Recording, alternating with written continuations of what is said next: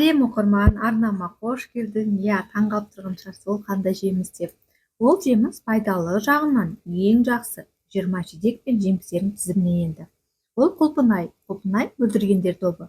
Раушан гүлдер тұқымдасына жататын көп жылдық шөптесін өсімдік. Биіктігі 20-35 сантиметр, сабағы тік, жапырақтары 3 салалы, ашық, жасыл түсті. Өскен кезде мұртшалары пайда болып, мұртшалар арқылы өсімдік тез арада көлденең жайылады. Құлпынайдың гүлдері 5-12 күлтелі, ақ түсті. Гүлдері әрқашан жапырақтарының үстіңгі бетінде орналасады. Гүлсағақтары қысқа, жидегі қызыл түсті, хош иісті. Жидегінің сыртқы қабатында орналасатын тұқымдарының саны 200-ге дейін жетеді. Құлпынай жарық сүйгіш өсімдік. Құлпынайдың табиғи түрі Еуропада өседі. Бізде екпе түрлері ғана өседі. Сұрпына қарай ерте көктемде, жазда, күзде жеміс береді. Сонымен қатар жаз бойы, күздің суық күндеріне дейін жеміс беретін сұрыптары да бар. Құлпынай дәрумендерге аса бай. Құрамындағы С дәруменінің мөлшері цитрус өсімдіктеріне қарағанда анағұрлым көп. Сонымен қатар минералдар мен микроэлементтер де өте көп. Темір, магний, кальций, калий, марганец, фосфор, йод бар. Құлпынай дәрумен жетіспеушілікке өте пайдалы.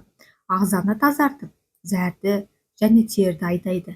Құрамындағы антиоксиданттар қартаю процесін тежейді. Иммунитетті күшейтіп, қан азыққа көмектеседі. Микробқа қарсы қасиеті жоғары болғандықтан, асқазан ауруы бар адамдарға аса пайдалы. Темекі шегетіндерге де қатерлі ісік пайда болу ықтимал. Сондықтан құлпынайды көп жеу керек. Жөтел және өкпе аурулары кезінде құлпынайдың жапырақтарын қайнатып ішсе, тез арада жасылып кетуге болады. Құлпынайды десерт ретінде жейді. Құлпынайдың пайдасын арттыру және организмдерге сіңімдірек болу үшін қаймақпен немесе кілегеймен жеу керек. Құлпынайдан шырын тосап, жем жасайды. Хош иісі үшін парфюмерияда қолданады. Құлпынай құрамындағы пайдалы заттардың бір-бірінің әсерін күшейтеді.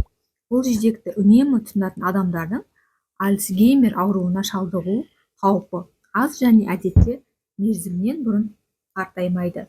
Ғалымдар құлпынайды пайдалы жағынан ең жақсы 20 жидек пен жемістердің тізіміне енгізді.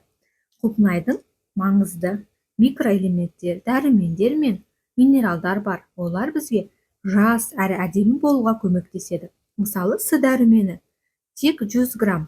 Бұл шамамен 6-8 құлпынай жеп, сіз аскорбиннің тәуліктік дозасының жартысын көбін ала аласыз. С дәрумені ағзада бір қатар маңызды функцияны орындайтын антиоксидант. Сонымен қатар ол тері мен буынды жас ұстау үшін маңызды коллаген синтезіне қатысады. Кремний. 100 грамм құлпынайда кремнийдің 3 тәуліктік нормасы бар. Ол буындардың, байламдардың дәнекерін, тінін нығайтуға, терінің серпімділігін сақтауға, шаш пен тырнақтың күйін жақсартуға көмектеседі. Сондай-ақ эластин мен коллаген синтез үшін кальций, фосфор, күкірт, магний секілді макро және микроэлементтердің сіңуін ынталандырады. Неғұрлым піскен, соғұрлым пайдалы.